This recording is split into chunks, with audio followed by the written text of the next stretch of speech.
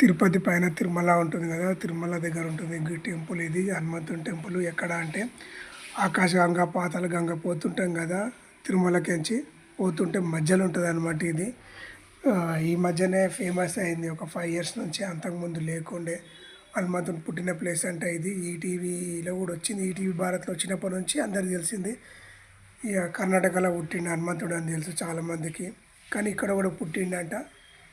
ఇదైతే ఒక కరోనా తర్వాత నుంచి ఫేమస్ అయింది, కానీ చాలా బాగుంటుంది. అడవిలో ఉన్నట్టే ఉంటుంది, ఫారెస్ట్ ఏరియాలో.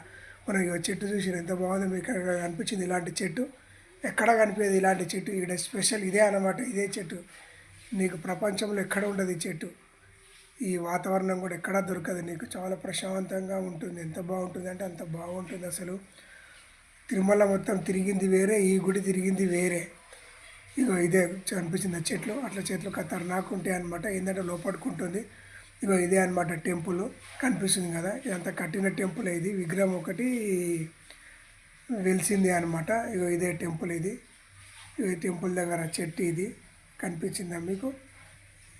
ఇది మేమే, ఇది మా ఫ్యామిలీ గ్యాంగ్ అందరం పోయినాము. ఇది నేనే సైడ్ నిలబడ్డది. ఇదంతా మా ఫ్యామిలీ, మా ఫ్రెండ్సే వీళ్ళందరూ. అంతకు ఇది నేను మా పాప.